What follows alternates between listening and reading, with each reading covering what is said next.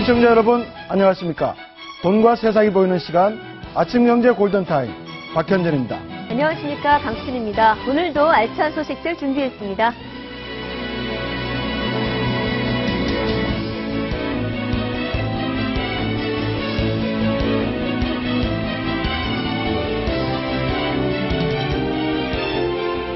네, 오늘의 골든타임입니다. 국내 휘발유 가격이 한 달 넘게 오름세를 이어가고 있는 가운데 셀프 주유소들이 일반 주유소보다 가격을 더 빠르게 올리고 있습니다. 전체 주유소의 15%를 차지하는 셀프 주유소는 최근 저가 경쟁으로 경영이 어려워지자 기름값 인상에 나서면서 일반 주유소와 가격차가 거의 좁혀진 것으로 나타났습니다.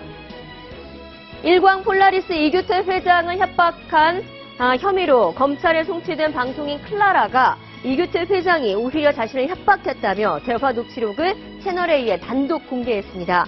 이 녹취록에는 내가 화나면 너를 망치는데 돈을 쓸 수 있다는 이규태 회장의 육성이 담겨 있어서 파장이 일고 있습니다. 제주축산진흥원에서 사육 중인 제주 흑돼지 260여 마리가 천연 기념물로 지정됐습니다. 문화재청은 제주 흑돼지가 고유의 특성을 간직하며 제주 지역의 생활과 밀접한 연관성을 지녀 가치가 높다고 평가했습니다. 포스코의 부실기업 인수 과정에 대한 검찰 수사가 본격화되고 있는 가운데 새정치민주연합 안철수 의원의 책임 논란이 불거지고 있습니다. 안철수 의원이 당시 포스코 사회이사를 맡으면서 부실 인수에 책임이 있다는 건데 안 의원 측은 절차상 하자가 없었고 이미 지난 대선 때 검증이 끝난 사안이라고 해명했습니다. 거액의 몸값을 요구하는 어린이 유괴 사건이 북한에서 처음으로 발생했습니다. 납치범은 부유층 집안의 자녀를 납치한 뒤에 휴대전화로 거액을 요구했는데 북한 당국의 대대적인 수사에도 아직까지 잡히지 않고 있습니다. 네, 오늘의 골든타임 박상헌 공감과 미디어 소장 그리고 김경진 변호사, 정철진 경제 칼럼니스트, 이호선 송실사이버대학교 심리전문가와 함께합니다.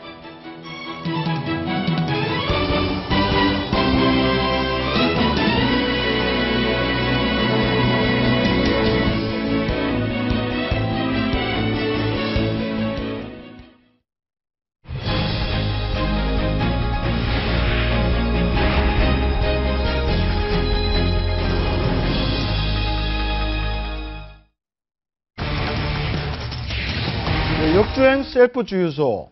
귀찮긴 해도 싸다니까 찾아갔던 셀프 주유소에서 배신을 당한 것 같습니다. 네. 최근 기름값 인상을 주도했다고 하죠. 그렇죠. 얼마나 인상이 되는지 한번 볼까요? 예, 일반 지금 주유소하고 설명을 좀 네, 해주시죠. 셀프 주유소와 일반 휘발유의 평균 가격을 한번 비교해봤습니다. 자, 3월 17일 현재 2월 달에 비해서 모두 다 주유 가격, 휘발유 가격이 오르긴 했는데 일반 주유소가 90.5원 오른 반면 셀프 주유소 125.5원이 올랐습니다. 좀 말이 안 되지 않습니까? 셀프 주유소가 좀 더 싸야 되는 거 아닌가요? 그렇습니다. 지금 보니까 방금 말씀하셨지만은 이제 어제자로요. 전국 평균이 1,509원입니다. 리터당. 네. 그리고 셀프 주유소만 따로 했더니 1,493원. 물론 셀프 주유소가 싸지만 차이가 이게 채 지금 10원 아주 미미한 차이밖에 안 나거든요. 그래서 이제 과거를 쭉 돌아봤더니 하락폭, 그러니까 최근 한 6개월에서 3개월에서 6개월간 하락폭은 거의 한 300원대로 일반 주유소나 셀프 주유소나 동일했습니다. 네. 그러나 이제 국제유가가 바닥을 찍고 반등을 할 때 상승폭을 봤더니 저도 이걸 보고 좀 놀랐는데 전국 평균의 일반 주유소는 90원 올랐습니다. 리터당. 네. 근데 셀프 주유소는 125원이 올라서 오히려 상승폭으로만 보면은 리터당 30원 정도를 셀프 주유소가 더 빠르게 올렸다.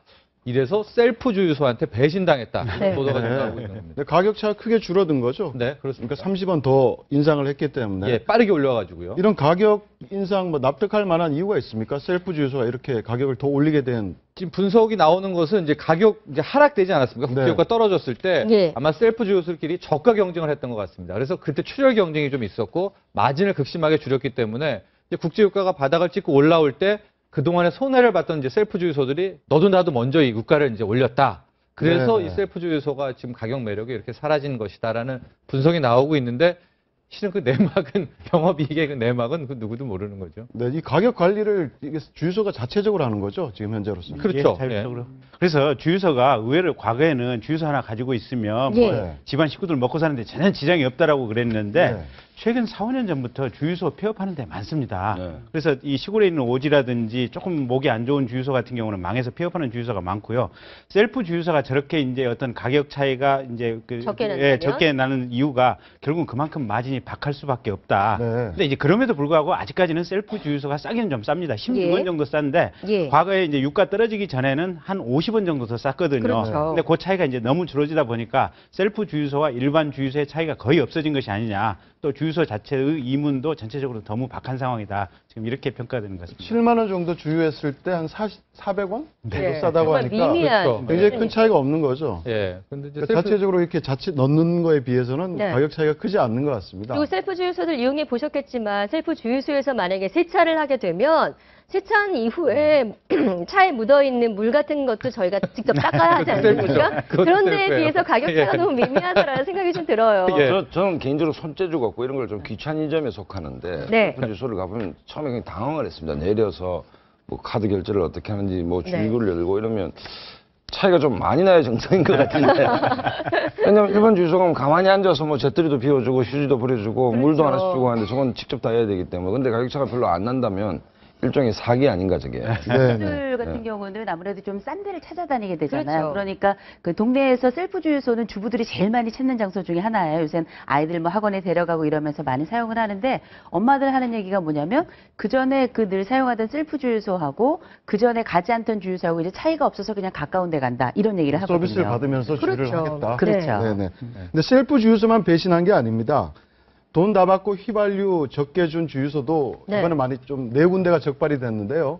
어떤 내용인지 간단히 설명을 좀 해주시죠. 이 속이는 겁니다. 이 정량을 속이는 건데 현재 정량 속이는 거는 원 스트라이크 아웃 제도라고 해서 한 번 걸리면은 주유소가 바로 퇴출을 하고 있는데 이번에도 또 대전시 등등에서 이 정량을 속인 주유소들이 네. 적발이 됐는데 여전히 많이 나왔던 이 주유기, 계량기를 이제 속이는 그런 수법으로 속였다. 많게는 7% 정도 이 양을 속이면서 이제 비싸게 받았다라는 겁니다. 실제 불법 정량 미달 적발 주유소를 보면 2009년에 3군데였는데요. 네.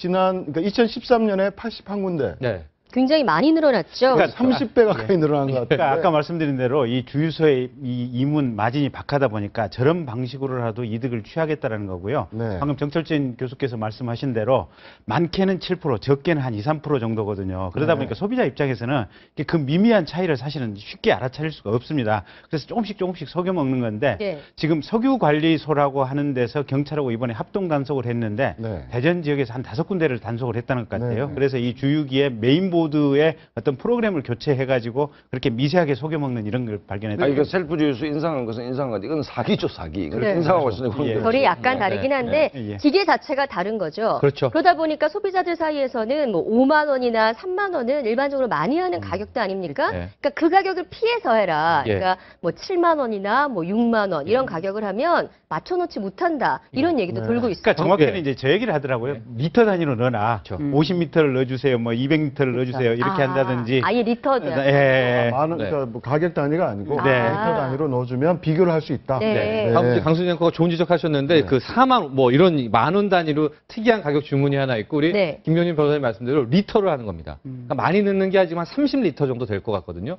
왜 리터가 중요하냐면은 요즘에 이제 차는 리터하고 주행 거리가 딱 넣으면은 나오지 않습니까? 네. 예. 그러니까 그 리터가 늘 자기가 넣는 30리터를 넣으면은 주행 거리가 뭐 몇백 킬로 이게 딱 아. 찍히는지를 확인하면 거의 이게 속였는지 안 속였는지를 다시 차에서 스스로 알 수 비교해 있죠. 볼 수가 있는 비교해 볼 거군요, 수가 있다. 리터를 그래서 넣으면. 꼭 리터로 주문해라는 게 요즘에 이제 트렌드고 많은 조언입니다. 네, 네. 네. 굉장히 좋은 팁인 것 같습니다. 네. 그리고 국제 유가도 이제 배럴당 30달러 시대가 눈앞에 다가오고 있다고 하는데요. 네. 어떻습니까? 지금 뭐 원유 재고량도 80년 만에 최고치라고 그러고 그렇습니다. 계속 핵심은 떨어진다고 봐야 되나요? 약간 어려운 얘기인데 네. 역시 미국 달러에 달려 있는 것 같습니다. 이제 달러하고 유가하고는 이제 반비례 관계인데 지금 미국 달러가 워낙 강하거든요. 그래서 그러니까 미국 달러 종이돈 하나만 강하고 나머지들은 이제 뭐 금이건 유가건 다 죽었는데 이제 이번 주에 미국 금리 인상 시기가 거의 확정이 네. 됩니다. 이제 여기에 따라서 미국 달러의 가치가 어떻게 될지가 나옵니다. 정말 금리 인상을 빨리 한다면은 유가는 정말 더 떨어질 텐데 오늘 밤 내일 밤에서 아마 미국이 금리 인상 시기를 늦추게 된다면은 유가가 그 달러의 가치는 떨어지고 유가는 반등할 수가 있어서 이번 주에 미국에 많은 신경을 쓰시면 국제 유가의 추이도 알 수 있을 것 같습니다. 근데 전반적인 흐름은 아무래도 떨어지는 쪽으로 더 실리지 않을까요? 중장기적으로? 그렇긴 그러니까 하지만 어려운- 예. 그거 예측 불가입니다. 네. 왜냐하면 지금 기름값이 이렇게 떨어질 거라고 예측한 경제 전문가들은 사실 아무도 없었습니다. 네. 그러니까 우선 전 세계 경제가 지금 디플레 추세이기 때문에 더 떨어질 가능성이 있어 보이긴 한데 그럼에도 불구하고 지금 감산을 어느 정도 했는가, 그다음에 이제 대체 연료가 어느 정도 보급될 것인지 뭐 이런 등등에 의해서 좌우될 변수가 워낙 많기 때문에 사실은 경제 전문가들 아무도 이 유가에 대해서는 예측을 못하는 상황인 것 같더라고요. 원래 경제 전문가들이 경제 예측을 잘 못합니다.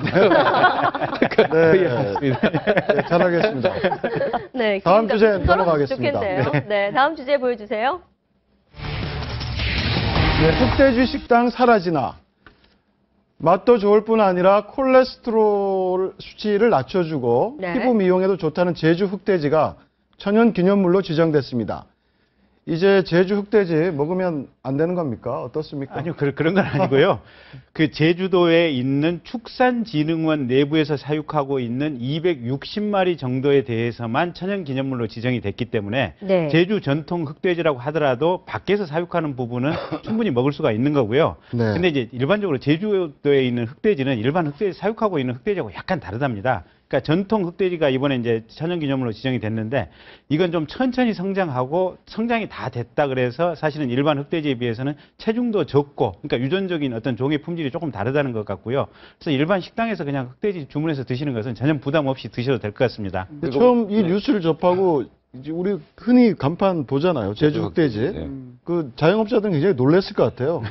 아니 근데 그 우리가 먹는 제주 흑돼지와 네. 실제 제주 흑돼지가 다른 게 저는 83년도에 제주도 그 남원이라는 시골에 친구집을 가서 제주 흑돼지를 본 적이 있습니다. 화장실 뒤에 있는 거. 네. 작습니다 이게. 네. 작기 때문에 경제성이 떨어지죠. 그러니까 우리가 먹는 흑돼지는 개량한 네. 외국산 그 돼지와 개량한 것이기 때문에 네. 그건 해당이 안 되는 것이죠. 이 83년이면 네. 정확히 모르신 게요. 네. 이번에 550호로 천연기념물 지정된 게 무슨 사연이 있냐면은 제주 흑돼지가 고유의 흑돼지인데 일제 강점기에 이제 일본 돼지가 오면서 네. 치명적인 혈통 지키기에 네. 이제 위기가 찾아온 겁니다. 네. 그래서 그 조그마한 그 흑돼지가 거의 사라졌는데 86년도, 1986년도에 앞서 말한 이제 축산진흥원이 이래서는 안 되겠다 해서 5마리를 수소문했답니다. 네. 진짜 흑돼지를. 네. 그래서 그 5마리를 따로 배양해서 키워서 이번에 이제 260마리가 된 건데 이제 그것만 지정이 돼서 못 먹는 거고요. 네. 아까 말한 이제 식용 흑돼지라고 말해야 되나요? 네. 그것들은 이제 언제든지 먹을 수 있는. 그러니까 이 경제성이 흑돼지. 없는 제주 흑돼지를 왜 그러면 이렇게 정부에서 보호하려고 하느냐. 사실은 유전적 종의 다양성 때문에 그러거든요. 그러니까 전 세계에 지금 바나나가 지금 어떤 이 뿌리에 곰팡이가 이게 이 병이 하면서 지금 이렇게 죽어가기 시작하는데 바나나도 지금 유전자가 전부 단일 유전자라는 것 같거든요. 네. 그러니까 우리나라 지금 한우도 지금 단일 유전자고 그래서 유전자의 다양성을 보존하지 않으면 어느 순간에 어떤 박테리아나 외부 질병의 공격으로부터 어느 한 종이 멸절되게 되면 그 품종 전체가 다 멸종된 우려가 있습니다. 그래서 이 다양성을 보존해야 될 필요성이 국가적으로 분명히 있는 거죠. 그래서 네. 이제 기본적으로 이렇게 지정된 것 이외에 나머지 것들이 걔네들이 아주 특별한 애들이 아니었다면 값을 좀 내려야 되지 않을까요? 그러면 저희가 여기서 식용 흑돼지와 제주 흑돼지가 좀 어떤 차이가 있는지 간단하게 좀 살펴볼게요. 일단 귀가 가장 좀 차이가 나는 것 같습니다. 식용 흑돼지 같은 경우에 귀가 크고 앞으로 뻗어 있다면 천연기념물이 된 이번 흑돼지는 귀가 굉장히 작고 위로 뻗어 있다고 합니다. 그런데 제가 궁금한 건요. 우리가 이제까지 먹던 제주 흑돼지라는 게 다 순수혈통이 아니었다면 그렇죠. 지금 제주 흑돼지가 천연기념물이 됐으니까 그럼 앞으로 간판에다가 제주 흑돼지라고 연기를 하면 안 되는 겁니까? 글쎄요. 아니, 네. 그 우리가 가령 보석 녹차 얘기를 할 때요. 보석 녹차도 뭐 우전이 있고 세작이 있고 뭐 여러 가지 다양한 품질들이 있지 않습니까? 품종이 있을 수 있으니까 이 경우에도 뭐 그렇게 명기를 했다 그래서 네. 제주 흑돼지라고 명기를 아니 건 아닐 이게 겁니다. 어쨌든 제주 흑돼지를 명기는 모태로 괜찮다? 해서 교배를 시켜서 된 것이기 네. 때문에 네. 한쪽 뿌리는 제주 흑돼지는 맞습니다. 맞아요. 100%는 아니죠. 조상은 제주. 조상들 보면 안 돼요. 네. 근데 축산진흥원에 지금 관리하고 있는 260마리가 불어나서 그렇죠. 이게 넘어가게 되면 진흥원 밖을 나오면 식용을 할 수 있다고 합니다. 아. 천연기념물이 그러니까 축산진흥원 원래 안에 안 있는 했으면, 것만 예. 천연기념물. 근데 실제로 제가 이제 제주 흑돼지를 직접 본 사람으로서 예. 차이는 뭐냐면 정말 못생겼습니다. 작고. 아. 돼지인데 난 제주 흑돼지가 참 못생긴데 귀여운 그 캐릭터인데 참 못생겼구나. 예. 그다음에 그 화장실에 이를 볼 때 굉장히 맞습니다. 불편합니다. 입이 엉덩이 입구까지 다가와가지고.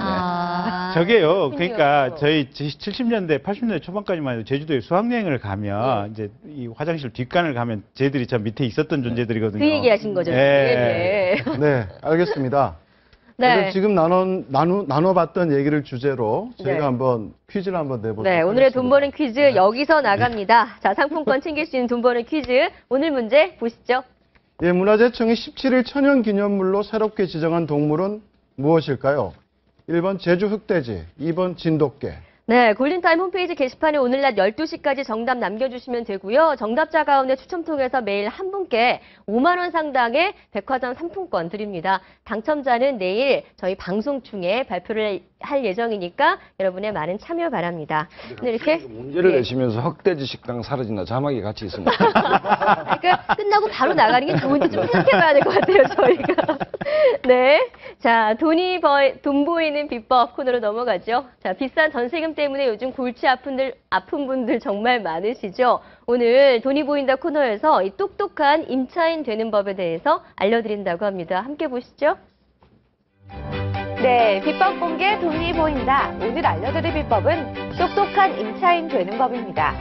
금리가 떨어지면서 갑자기 전세금을 올려달라거나 기존의 전셋집을 월세로 돌려달라는 집주인들이 꽤 많죠. 재계약을 앞둔 세입자로서는 골치 아픈 일이 아닐 수 없는데요. 전세를 월세로 바꾸자는 집주인에게 똑똑하게 대응할 수 있는 방법은 없을까요? 일단 전세금을 올려달라, 월세로 전환하자. 이 같은 집주인의 의사표시는 계약 종료일로부터 6개월에서 1개월 이전에 미리 이루어져야 합니다. 이 기간을 놓친 임대인은 임의로 계약 변경을 요구할 수 없는데요. 이른바 묵시적 갱신이 적용돼서 그와 똑같은 계약 조건이 그대로 연장되는 것으로 보기 때문입니다. 이렇게 되면 집주인은 임차인에게 전세를 월세로 바꾸자, 그게 싫으면 나가라. 이 같은 부당한 요구를 할 수 없습니다. 또 계약 기간 중 부득이하게 전세금을 올리는 경우에도 주택임대차보호법에 따라 인상률 5%를 넘길 수 없는데요. 혹시 이런 사실을 몰라서 울며 겨자 먹기로 집주인의 말을 다 들어왔다면 이제부터는 똑똑하게 내 권리 챙기시기 바랍니다. 그리고 잠시 후 돈 버는 퀴즈 상품권을 잡아라 놓치지 마시고요. 지난 시간 퀴즈 행운의 당첨자는 바로 이분입니다. 축하드립니다. 그럼 비법 공개 돈이 보인다. 다음 시간에는 더 유익한 정보 가지고 돌아오겠습니다. 네, 클라라의 반격. 네, 연예인 클라라와 이규태 일광 폴라리스 회장의 공방전이 계속되고 있습니다. 이번에는 클라라가 반격을 했는데요. 네. 이규태 회장이 자신을 협박했다면서 녹취록을 채널A에 단독으로 건넸습니다. 네. 잠시 한번 들어보시죠. 같은 사람은 내가 법을 공부한 사람이잖아. 내가 중앙정보부에 있었고 경찰감부에 있었고 그래서 내가 싸우지 들으면 내가 누가 지겠냐고. 내가 화가 나면 누가 뭐를 얻을 주겠냐. 화나시면 안 돼. 그 위해서 돈 쓸 걸 너를 망치는데 돈 쓴단 말이야 내가. 그거 왜 바보 같은 짓을 해? 알아요. 뭐라는 거야? 이거 내 힘을 알아? 내하고 안 하겠다고 마지막 결정 지고 내가 하루 만에 다 끝냈잖아. 방송 다 막았잖아.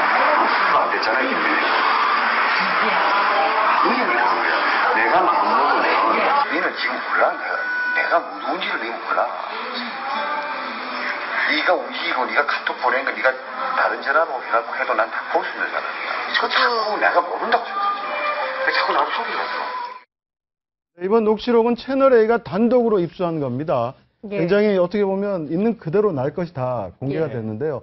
어떻게 이게 약간의 어떻게 협박의 소지가 있는 겁니까? 어떻습니까? 충분히 있어 보이는데요. 그러니까 우선 어제 이제 경찰에서는 클라라 씨하고 클라라 씨 아버지에 대해서 이규태 회장을 협박했다라는 혐의가 인정이 된다고 그래서 기소 의견으로 그렇죠. 검찰에 네. 송치를 한 송치를 했죠. 거 아닙니까? 근데 저 녹취록은 거꾸로 보면 이규태 회장이 지금 클라라 씨에 대해서 협박을 한 정황으로 볼 수 있는 지금 내용들이 들어가 있는 거 아니겠습니까? 네, 네. 너를 키우는 데 사용될 돈을 너를 망치는 데 쓸 수도 있다. 그다음에 내가 중앙정보부 출신이다. 그다음에 네가 어떤 대화라든지 카톡을 했는지 문자를 했는지 이것은 내가 보려고 하면 마음대로 다 네. 볼 수 있다. 지금 이런 내용이 들어있기 때문에 실제로 받는 사람 입장에서는 저 얘기를 듣고 조금 어떤 심리적인 공포심을 느낄 수도 있고 그래서 저 부분은 일정 정도 법적인 문제가 될 수 있겠다는 생각이 듭니다. 네, 공방이 있기 때문에 누구의 편을 지금 섣불리 들 수가 없지만 협박의 뭐 유무죄를 판단하는 데 있어서 내용도 그렇고 예. 아니면 방금 들으셨지만 어조 같은 부분 뭐 약간 네. 클라라가 말을 하려고 하는데 네. 뭐 이렇게 좀 바로 자신의 말을 하는 부분 예. 이런 것들도 좀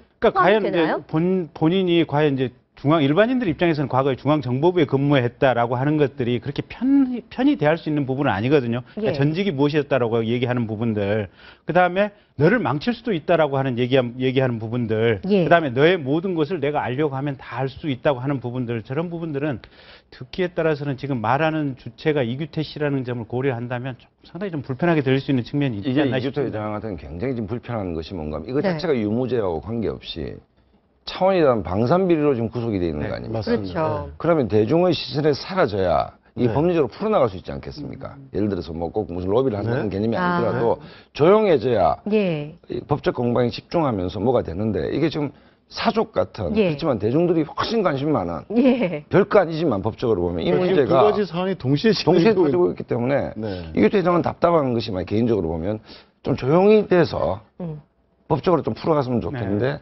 클라라 문제 때문에 대중의 입에 계속 구설수에 휘말리게 되면 예.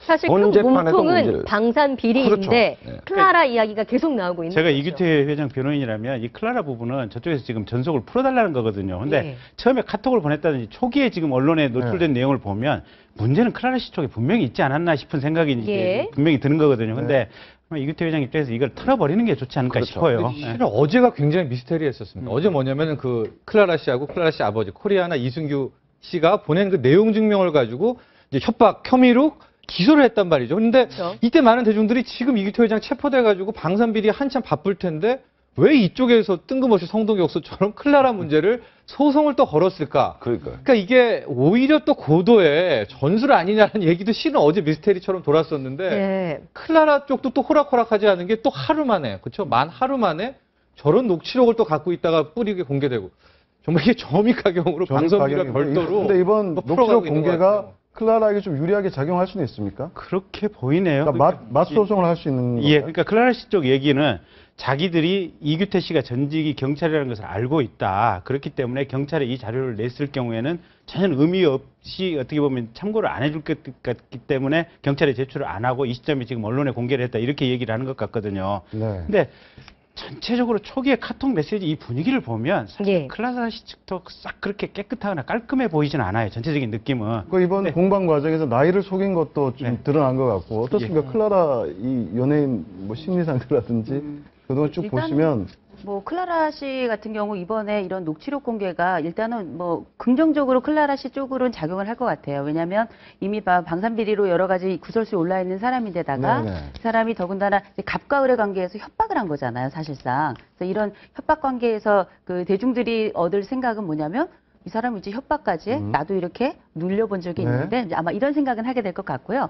그럼에도 불구하고 클라라 씨가 가지고 있는 이제 몇 가지 좀 의심스럽거나 혹은 의문이 갈 만한 사항들이 있죠. 나이를 속인 부분. 근데 연예인들은 또 나이를 속이는 부분들이 아무래도 있으니까 그렇다 치더라도 지금까지 클라라 씨가 보여줬던 다양한 납득할 수 없었던 이야기들, 그런 이야기들이 지금 한두 가지가 아니라 계속 연속적으로 일어나고 있거든요. 네네. 마치 하나의 거짓말 증후군처럼 이런 양상을 보이고 있는데 이게 실제 거짓말 증후군이다 아니다 이렇게 판별하기는 조금 더 관찰을 해보고 이야기를 해봐야 알겠지만 지속적으로 자기 자신이 한 이야기를 나중에는 진짜로 믿어버리는 이런 증상이 본인에게 지금 나타나고 있는 게 아닌가 이런 네. 추측은 가능하죠. 네, 알겠습니다. 네. 그런데 60대 이규태 회장이 뭐 클라라를 옛날 린다 김처럼 무기 로비스트로 고용하려고 했다는 키워주겠다. 키워주겠다. 그런 보도도 나왔는데요. 이게 이제 대중의- 실제로 이런 로비스트들을 이 회장이 활용했을 가능성도 있는 아니 겁니까? 그러니까 대중의 호성심을 극단적으로 자극하는 게 무기 밀매상, 무기 중개업자에다가 연예인과 예. 뭐 이게 좀 뭐 소설에 나올 듯한 뭐 굉장히 그럴 듯한 얘기 아닙니까? 그러니까 뭐 그럴 가능성이 있는지는 없는지는 모르겠으나 로비를 하는데 효과적인 것은 돈과 여자 아니겠습니까? 그렇다고 보면 개연성이 없다. 뭐 이렇게 단정 지을 수는 없는 것 같아요, 사실. 근데 네. 이게 그러니까 개연성이 없다. 젊은 여자를 활용한다면 이제 속칭 성상납이 이제 뭐랄까 이제 뇌물고리로 이제 사용을 하겠다는 거고, 정말로 이제 로비스트로 활용을 한다면 정말 산전수전 다 겪은 여성이어야 되지 않겠습니까? 근데 클라라 씨가 과연 산전수전을 다 겪을 정도로 어떤 원숙하다고 볼 수 있는지는 좀 의문일 것 같습니다. 네, 알겠습니다. 다음 주제 넘어가도록 하겠습니다. 네. 네, 오승근의 애틋한 사랑. 예, 지난해 11월 암투병 끝에 사망한 고 김자옥 씨의 남편이죠. 가수 오승근 씨의 애틋한 사랑이 화제입니다. 아내 납골당 옆으로 이사까지 갔다고 하는데요. 네. 만약 배우자를 먼저 보냈다면 이렇게까지 할 수 있을까요? 어떻습니까, 우리? 이 참 사랑이 애틋합니다. 우리가 모정만 애틋하다고 생각을 했는데 그게 아니라 아마 최근에 부부 사이에 보통 이제 아내가 죽으면 이제 남편들이 화장실에서 웃는다 뭐 이런 얘기를 했었잖아요. 그런데 그게 아니라 오히려 돌아간 아내를 그리워하고 그리워한 아내를 찾아서 자주 볼 수 있겠다 싶은 곳으로 찾아간 거거든요. 예. 이런 순애보를 저는 정말 오래간만에 듣는 것 같아요. 네. 한 20년 정도 전에 이제 김수영 시인이 이제 배우자가 돌아가고 일주일 정도 있다가 따라서 돌아간 그런 일이 있긴 있었는데 그 일 이후에 저는 이런 순애보를 정말 오래간만에 보고요. 부부간의 사랑이 이런 정도로 나타난다는 건 그 이전의 사랑이 얼마나 차곡차곡 단단하게 쌓여져 있었는지, 그리고 이게 단순히 배우자의 문제만이 아니라 그 아들이었던 오영환 씨 같은 경우도 엄마에 대한 그림이 굉장히 간절한 걸 보면 어쩌면 이게 좋은 면으로 보자면 아주 행복한 장면을 볼 수 있어요. 그러나 또 안 좋은 면으로 보자면 이 내가 사랑했던 사람들을 떠나보내는 것도 굉장히 건강한 정서적 행위거든요. 네. 그런데 그런 떠나보내지 못하는 상황이 생기는 걸 보면 심리적으로 오승근 씨에게는 조금 더 다른 사람보다 오랜 시간이 걸리지 않나 싶습니다. 네. 실제 이사한 집에는 네. 고 김자옥 씨가 쓰던 물품이 그대로 보관되어 있다고 하는데요. 어느 순간에는 이게 정리가 필요한 거 아닙니까? 우리가 이제 보통 사별 이후에 2달이 지났는데도 불구하고 그 어떤 사람에 대한 그리움 때문에 감정적 주체가 전혀 되지 않고 일상생활도 거의 부재하고 알아눕다시피 하거나 아니면 그 사람의 어떤 물건을 정리하거나 이런 부분에 있어서 전혀 놓지도 못할 정도다. 이럴 정도면 우리가 사별증후군이다 이렇게 불러요. 사별증후군. 예, 근데 이럴 사별증후군이 걸리게 되는 경우에는 이렇게 그리움 차원에서 끝날 수도 있지만 이게 좀 오래 가면 아주 심각한 우울증 형태로 나타날 수도 있고 돌아간 사람에 대한 끊임없는 사모곡을 부르는 거죠. 이게 예술가로서는 플러스 요인이 될 수도 있겠지만 일반인의 경우 또 보통 한 남자로서 누군가를 사랑하는 사람에게는 굉장히 좀 다시 한번 일어나야 되고 건강한 삶을 위한 도움의 과정이 좀 필요한 경우도 있습니다. 네. 네, 가수 오승근 씨와 고인이 된 배우 김자옥 씨 사랑 이야기도 많이 회자가 됐는데 오승근 씨가 이제 나중에 트로트 가수로 재기하는 데 있어서도 김자옥 씨의 역할이 굉장히 컸고 컸죠. 또 사업으로 날린 돈이 거의 한 뭐 70억 정도 된다는데 이걸 그 재기할 부분도 때도 굉장히 도움을 주고. 굉장히 도움을 주고 예. 네. 잊을 수 없을 것 같기도 합니다. 저도 이제 그 오승근 씨 사업 실패했다는 얘기는 많이 들었었는데 액수가 공개됐을 때 좀 많이 놀랐었습니다. 70억 이상이라는 얘기였는데 예. 그거를 다 김자옥 씨가 이제 뭐 커버해주고 오히려 격려해주고 다시 재기할 수 있다. 그래서 오승근 씨가 또 재기까지 하고 정말 애틋한 부부의 사랑이었던 것 같은데 오승근 씨가 또 이제 사랑도 사랑이지만 또 그런 슬픔에서는 벗어났으면 좋겠다라는 그런 네. 실제 많은 조사에서 가장 큰 스트레스가 배우자의 사별이라고 합니다. 예. 굉장히 뭐 건강에도 영향을 많이 미칠 것 같은데 뭐 예. 어떤 연구 결과도 나왔다고 하죠. 예, 연구 결과가 찾아보니까 생각보다 꽤 많더라고요. 배우자를 잃은 슬픔을 가슴이 찢어진다라는 말로 표현을 할 수가 있을까요? 자, 배우자를 잃은 노인들이 얼마 지나지 않아서 세상을 떠나는 경우가 많은데 최근의 연구 결과들을 보면 의학적으로 이런 부분들이 설명이 된다고 합니다. 배우자를 떠나 보내는 경험이 정신뿐만 아니라 신체적으로도 실제로 악영향을 미치고 있다는 거죠. 자, 지난해 영국의 한 의대 교수가 배우자와 사별한 노인들과 배우자가 있는 노인들을 한번 비교해 봤더니 배우자가 사별한 노인들의 심근경색 발생 위험이 2.14배, 그리고 뇌졸중 발생 위험이 2.4배나 높았습니다. 몸이 스트레스를 받으면 교감신경이 활성화가 되는데 이런 상태가 죄송합니다. 이런 상태가 지속이 되게 되면 심장혈관이나 뇌혈관이 막히거나 터져서 심근경색, 뇌졸중이 생길 수 있다는 거죠. 영국의 또 다른 연구 결과도 이와 비슷한 것을 보여주고 있습니다. 영국에서 이런 연구를 좀 많이 하는 것 같은데요. 자, 사별을 당한 65세 이상 노년층의 경우에 인체의 면역 기능을 담당하는 혈액세포인 호중구, 네. 호중구라는 혈액세포가 있는데 인체의 한 면역 기능을 담당하는 혈액세포라고 하고요. 그리고 백혈구의 한 50% 정도를 차지하고 있는 세포를 호중구라고 하는데 스트레스를 받게 되면 이 호중구가 감소를 해서 면역 기능이 저하되고 각종 질병에 노출될 가능성이 높은 것으로 나타났습니다. 반면에 이 사별을 겪은 젊은 층은 면역력이 저하되는 이 같은 반응은 나타나지 않았다고 합니다.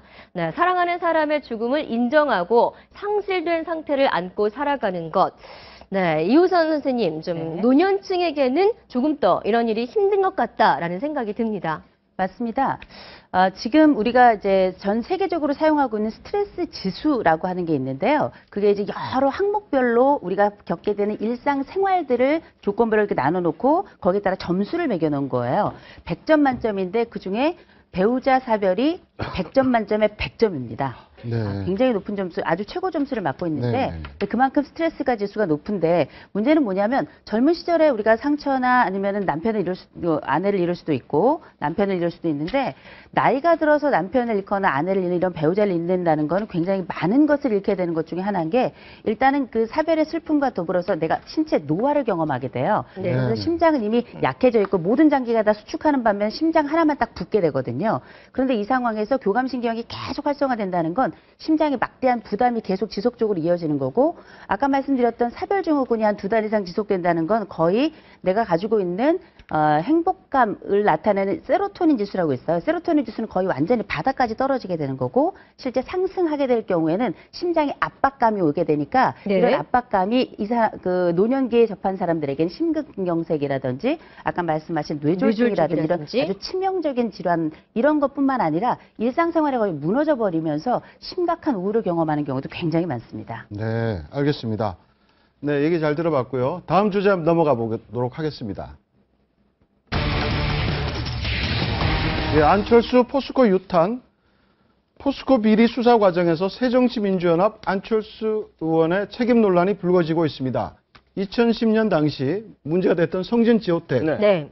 그 당시에 이사회 의장이었는데요. 네, 그렇습니다. 그 책임에서 좀 비껴나갈 수 없을 것 같은데 그걸 그러니까 살짝 이제 좀 이게 뭐 법적 책임도 따져봐야 되겠지만 네. 지금 정치인이지 않습니까? 네. 그러니까 정치적으로 굉장히 데미지가 좀 클 것 같다는 생각이 드는 것이 안철수 의원 얘기하면 다 봤다. 그래서 뭐 경영진은 아니었기 때문에 준 자료를 다 검토를 한 네. 것은 사실이다고 얘기했는데 그랬을 때는 좀 무책임한 거 아니냐, 또 거수기 역할을 한 거 아니냐, 단순히 거수기 역할을 해도 문제인 것이죠. 그렇기 때문에 포스코 문제는 이래저래 정치인 안철수한테는 상당히 부담스러운 주제다. 뭐 법리적으로 뭐 법적 책임이 있냐 없냐 별개로. 그래서 뭐 좀 이렇게 좀 썩 안철수 의원 좋은 일도 없는데 그 단순히 악재를 사회 맞았다. 이사가 아니고 이사회 의장이었거든요. 네. 그렇죠. 네. 이게 이제 2012년 대선 당시에 결국 후보는 사퇴했지만은 뭐 저도 그렇고 많은 분들이 이제 문제를 제기했던 게 2005년부터 2011년까지 6년간 포스코에 사회 이사를 했고 당시 보수 총액이 받은 돈이 7억이었었습니다. 예. 네. 그러니까 그 문제도 그랬고 실은 지금에 와서 성진 지호텔 문제가 크지만 당시에는 뭐 주식시장에도 그렇고 이 성진 지호텔 문제가 굉장했었거든요. 네. 근데 인수했던 거 2010년 당시에는 이사회 의장이었었습니다. 즉 성진 지호텔이라는 그 부실투성이의 회사를 거의 시가의 2배를 주고 인수를 했었거든요. 예. 그 결정을 했던 당시가 안철수 현 이제 의원이어서 그때 당시에 막 비난도 많았었고 책임져라 했는데 이제 그때 해명이 있습니다. 분명히. 지금 안철수 화면에 의원. 나오고 있는 예. 게 해명이죠. 그렇죠. 네. 그 이사로서 책임을 다했고 그때가 옳다 그르다라는 판단보다는 절차상의 문제를 본 것이다라는 네. 해명을 했었습니다. 이제 사회 이사로서. 예. 그래서 뭐 그때 당시에 2012년 당시에 이미 다 밝힐 건 밝혔다라고 지금 또 밝히고 있는데 실은 안철수 의원의 어떤 이미지나 이런 걸 다 따지면 그때 당시에 뭐 부채 비율 1600%짜리 그 회사를 인수하고 그럴 때 적어도 반대를 한다든가 뭐 사회 이사의 어떤 의견을 모은다든가 이런 행동을 해줬으면 하는 바람들이 분명히 있죠. 그런데 이제 거수기 논란을 했다고 하니까 그때도 그렇고 결국은 이 문제가 지금에 와서야 또 터지게 되는 겁니다. 그러니까 대선 때도 이미 2012년 대선 때도 불거졌던 사람이죠. 그런데 이제 후보가 안 됐으니까 네. 후보가 아닌 사람하고 공방을 할 일이 없으니까 이게 수면 밑으로 갔는데 지금 이제 포스코가 뭐 그야말로 이제 부패와의 전쟁에서 대표적 기업으로 떠올랐지 네. 않습니까? 그다음에 아까 성진지호텔 문제도 있었는데 사실은 그 정준영 회장이 회장될 때도 이 박원순 시장에 이어서 이제 안철수 의원이 이사회에 들어가게 됐는데 그때도 안철수 의원이 인터뷰한 거 보면 국민 정서하고 다른 게 정치적 외화 비전이 없었다라고 얘기를 하고 있지 않습니까? 네. 그렇다고 네. 본다면 이 포스코 문제가 어찌됐든 안철수 의원한테 굉장한 악재다라고 저는 봅니다. 네, 알겠습니다. 지금 그리고 이제 서서히 포스코 수사의 칼날이 이제 친이계 쪽으로 조금씩 더 다가가고 있다는 느낌이 드는데 그 계열사들 뭐 용포 라인 얘기도 나오고 있고요. 예. 어떻습니까? 그 뭐 친이, 그러니까 요즘에 그 헤드라인이 바뀐 게 원래 사자방 아니었었습니까? 네. 그러니까 4대강 문제, 자원외교, 방산비리 문제를 밝힌다고 하다가 그게 포자방으로 바뀌었거든요. 포스코로. 근데 이제 기자방으로 오늘 헤드라인. 그러니까 기업비리 전반으로 지금 다 퍼지고 있는데 거기에 당시 MB 정권에 있는 라인들이 다 건드려지는 거 아니냐 얘기 나와서 지금 기업은 동부그룹 얘기 나오고 있고요. 예. 동국제강그룹도 같이 그 뭐 총수일과 비자금 수사 나오고 있어서 지금 오늘에 또 어떤 그룹이 얘기가 나올지도 모르겠을 것 같습니다. 그러니까 매일매일 하나씩 한 그룹 기업들이 나오고 예. 있어요. 근데 이제 기업 비리 수사라고 검찰발로 나오는 것들은 실은 요번 기회에 수사가 시작된 게 아니고 네. 이전부터 어느 정도 첩보라든지 투서가 있어가지고 검찰에서 내사를 해오던 사건을 지금 시점에서 이제 일괄의 네. 수사를 터뜨린다 이제 이런 것이기 때문에 특별한 의미는 없어 보이고요. 네. 지금 오히려 주목해야 될 부분은 혹여 국세청이나 관세청 또는 경찰 특수수사부서에서 초동 단계에서 기업을 새롭게 건드리는 것이 있는지 그 부분을 주목해서 봐야 되는데 아직까지 지금 그런 흐름이나 움직임은 감지되지 않고 있거든요. 그래서 기업 비리 전반에 대해서 네. 어떻게 보면 이 수사권이 발동이 된다. 지금 아직 그런 차원까지는 아닌 것 같아요. 예. 그리고 저 지금 이 포스코 수사 관련해 가지고는 그 영포라인이 아마 직접적으로 좀 걸릴 가능성이 굉장히 큰 게 포스코나 포스코 건설이 해외에 어떤 설립을 했던 제철 회사라든지 해외 건설 공사 현장에 그 하청을 영포라인과 관련이 있는 하도급 업자들이 대체로 많이 받았다. 그래서 그 과정 속에서 비자금이 많이 조성이 되고 혹여 정치자금이란 이런 걸로 좀 흘러가지 않았느냐 이런 가능성을 지금 염두에 두고 보고 있기 때문에 네. 그래서 아마 그쪽이 집중 수사 대상이 될 네, 가능성이 시청자들은 영포 라인이 뭔지 좀 궁금해할 것 같은데. MB 정부 때 그 영덕 포항 쪽 얘기를 하는 거 아닙니까? 네. 예, 포항이니까 MB가 그쪽 출신이기 때문에 네. 그래서 포항제철은 포항에 있고 그 이상덕 의원 지역구입니다. MB의 네. 진영인. 그렇기 때문에 우리 영포 라인에 그렇게 얘기죠. 그러니까 지역적으로나 뭐 좀 아무래도 포스코가 또 그쪽 지역에 있고. 그렇죠. 예. 그러니까 포스코 자체가 이상덕 의원의 지역구 안에 안에 있습니다. 있기 때문에. 안에 있는 것이고 그다음에 지금 얘기하는 것이 이제 포스코가 특수관계에 있었던 그 회사, 예. 뭐 박영준 전 차관하고 가까웠다, 뭐 등등 이런 것들이 있기 때문에 아무래도 뭐 이상덕 의원하고 포스코를 연관시켜서 정적으로 상상하는 부분들이 많이 있죠. 이제 그 퍼센티지가 되게 중요할 텐데 예를 들어서 지금 임원회에 58명 중에 50명이 영포에 들어가 있잖아요. 네네. 그러니까 그거는 뭐 모두 다다 이렇게 얘기할 만하니까 누가 보기에도 그런 부분을 피하기는 좀 어렵겠죠. 그러니까 지금 네. 대기업들 사정 수사가 계속 이제 새롭게 나온 건 없다라고 말씀을 하셨고 예. 지금까지 내사 중이거나 했던 것들이 한꺼번에 수면 위로 드러난 거다. 네.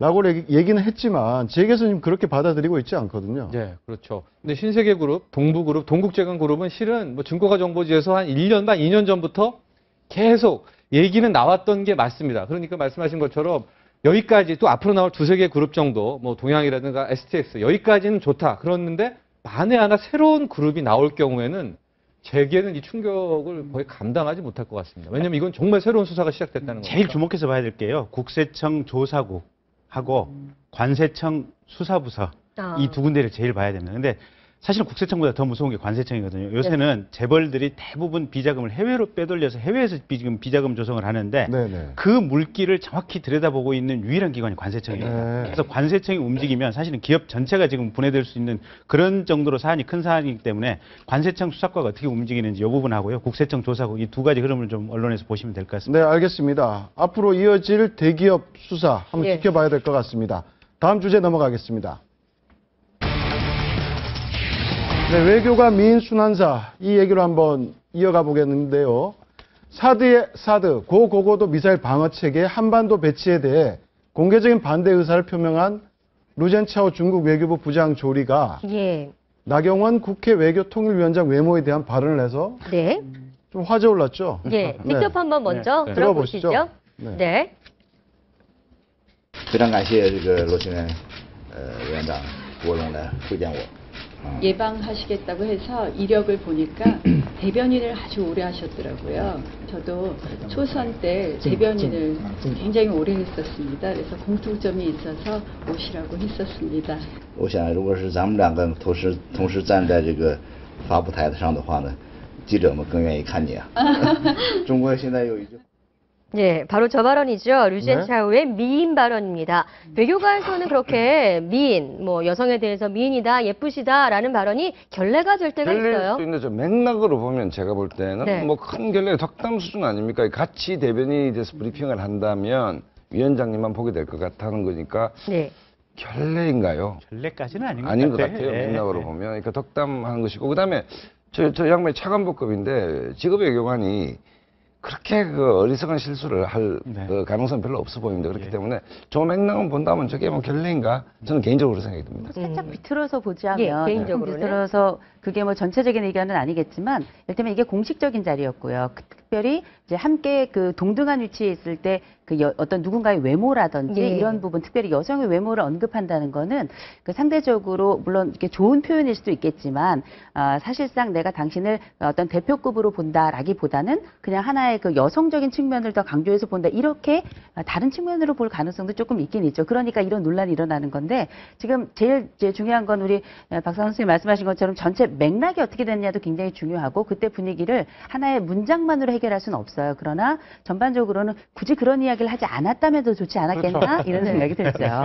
예, 결례라는데 그런 게 쓰는 것 같아요. 제가 보기에는- 굳이 여성이 예. 아니었다면 쓰지 네. 않았을 수도 있었으니까요. 맞는 것 같은데 그만큼 지금 또 보니까 나경원 위원장의 미모가 출중한 것도 같습니다. 그러니까 이 부장조리가 그쵸 차관보에서 워낙 공무원 세계에서 대변인까지 했는데도 저런 말이 튀어나왔다는 거는 또 그런 걸 방식하는 게 아니라 생각됩니다. 과거에도 나경원 의원 외모를 갖고 또 예. 과거 정치인들이 또 발언을 한 것들도 있고요. 일단 정치 평론은 팩트부터 확인해 봐야 되는데 나경원 저도 직접 여러 번 봤지만 실제로 미인입니다. 네. 그러니까 미인을 미인이 아니라고 할 수는 없는 거잖아요. 그 미인인데 그러니까 얼굴이 미인이라는 게 정치적으로 손해 볼 때도 있겠죠. 나경원 의원은 얼굴밖에 생각 안 나고 뭐 하신 말씀은 생각이 안 나니까. 근데 어쨌든 객관적으로 미인이다. 이런 의미인 것 같습니다. 네, 나경원 의원 입장에서는 좀 억울할 것 같다는 생각이 들어요. 저희가 예. 지금 대기업 누가 추가로 될 건가 예. 얘기를 했는데 검찰이 자원 외교 의혹을 관련해서 네. 예. 또 경남 기업 경남기업. 압수수색에 들어갔다는 속보입니다. 네. 정말 저게 하루 한 기업이라는 말이 예. 맞네요. 예. 그 자원외교를 하면서 예. 대체로 우리가 지금 석유공사라든지 광물자원공사라든지 가스공사만 생각을 하는데 이 공사들하고 같이 이렇게 그룹을 이뤄가지고 사기업들이 많이 참여를 했습니다. 근데 네. 그 사기업들에 참여하도록 하는 데 있어서 지금 이 박용준 지금 이 실장이라든지 또 이상득 부의장이 이렇게 참여를 해가지고 그 안에 어떤 연관성이 있는가 그걸 보는 것 같습니다. 네, 알겠습니다. 다음 주제 넘어가겠습니다. 네, 돈 맛본 북한 이 주제로 얘기를 나눠보겠는데요. 북한에서 최초로 네. 어린이를 유괴한 뒤에 금품을 요구한 사건이 발생했습니다. 네. 어떻게 보면 유괴 사건은 자본주의 사고인데 네. 사건이고 돈을 요구한다는 돈을 거예요. 요구하고. 그렇죠? 예. 이게 지금 북한에서 일어났다는 게 그것도 처음으로 일어났다는 게 굉장히 좀 눈길을 끌고 있는데요. 한 달 전에 일어난 네네, 어떻습니까? 사건인데 이게? 양강도 해산시에 다닌 유치원 6살이라는 꼬마를 납치를 했고 납치 몸값으로 중국 10만 위안, 우리나라 돈 한 1,800만 원을 요구를 했다는 겁니다. 그런데 이게 북한 역사상 최초의 유괴 사건이어서 김정은 위원장한테까지도 그 국방위원장한테 보고가 된 사건이라고 하는데 지금 보니까 이게 지인의 소행일 네. 가능성이 높다. 왜냐하면 10만 위안을 낼 정도의 그러니까 아버지가 무역생을 한다고 합니다. 이 유치원생에. 그래서 아마 지인인데 아직 범인은 못 잡고 있고요. 그래도 이게 북한 사회에서 유해범이 나올 수가 있을까? 여기에서 굉장히 비상 사태라고 합니다. 그거는 이제 사회주의 국가에서는 우리가 이제 자본이 가지고 있는 힘이 얼마나 크게 작용할 것인가 생각을 하게 되는데 실제 그 유괴를 당한 아이의 어머니는 또 장마당에서 장사를 했다 그러잖아요. 네네. 이미 북한에서도 뭐 어마어마한 돈들이 오고 가고 있는 건 분명한 것 같고 그리고 실제 이거를 이제 중국 돈을 10만 위안으로 해달라 이렇게 얘기한 걸 보니까 중국으로 도피할 가능성, 도피할 기회를 이제 이미 가지고 통로를 확보한 사람이 했을 가능성이 높다 이런 얘기들도 있는데 이제 이 자본주의 사회에서 실제 이런 돈에 대한 가치가 크냐? 크죠. 왜냐? 중국 같은 경우 얼마 전에 왜 한 지방 관료가 예. 그 압수수색을 당했는데 어마어마한 금괴와 현금들이 나왔잖아요. 네. 북한에서도 이런 일들이 사실 있다는 거죠. 그러니까 최근에 뭐 뉴스들 보면 북한도 점점 자본주의 뭐 범죄라고 표현할 수도 있는데 자본주의 색채가 조금씩 스며들고 있다는 왜냐하면 느낌을 받아요. 100% 배급 체제는 이미 고난의 인군 뒤부터 사실상 이제 마비가 됐죠. 마비가 국가가 뭐 다 해주는 시대는 지나갔기 때문에 이제 알아서 살 수밖에 없는 형식이고, 그다음에 이제 김정은 집권 이후에는 장마당이 굉장히 활성화된 걸로 듣고 있습니다. 그러니까 각자 살아야 되니까 그렇다고 보면 이게 슬금슬금 들어가는 시장 경제가 확산되는 걸 막을 수는 없겠죠. 예. 그것을 보여주는 상징적 사건이 아니냐. 이게 네네. 유괴를 해서 돈을 요구한다는 거는 네네. 그냥 그래 보입니다. 좀. 알겠습니다. 네, 그런 가운데 어제 김정은 기사가 하나 나온 게 있습니다. 김정은이 북한산 화장품 얘기를 네. 하면서 북한에서 나오는 화장품 마스카라로 여성들이 화장을 하면 눈이 하품만 해도 너구리가 된다라고 이야기를 했다는데 그 얘기가 마스카라가 이렇게 속눈썹에 바르는 그겁니다. 화장품인데 예. 품질이 좋지 않을 경우에 물에 번지거든요. 그래서 눈밑이 그렇죠. 시커멓게 되는 그 얘기를 하고 있는 거 아닙니까? 네. 근데 김정은이 그러면서 비교를 하는데 샤 같은 우리도 알고 있는 그 외국 시장 굉장히 고급 브랜드 있지 않습니까? 그 브랜드와 비교를 했다고 하나요? 네. 그렇죠. 뭐 마스카라를 뭐 써본 여성들은 아시겠지만 약간 품질이 조금 떨어지는 것은 이렇게 써보면 이렇게 한 2시간만 지나도 유 밑에 거의 다크서클처럼 시커멓게 되거든요. 맞아요. 안 해보셨군요. 그런데 이제 결국은 이제 중공업이 아니라 경공업 중심으로 북한 경제가 지금 계속적으로 이루어지고 가고 있고, 이런 경공업도 사실상 경쟁력을 잃어가고 있을 차원에 아무래도 해외에서 오랫동안 공부했던 김정은이 어떻게 우리 국가 경제를 일으킬 것인가, 본인 나라에 대한 고민 중에 하나로 활성화 정책을 사용하고 있는 것 같긴 한데요. 저는 두 가지가 생각나는데 네. 참 북한 지도자하기 피곤하겠다 싶은 게 마스카라까지 신경을 써야 된다는 거고, 네네.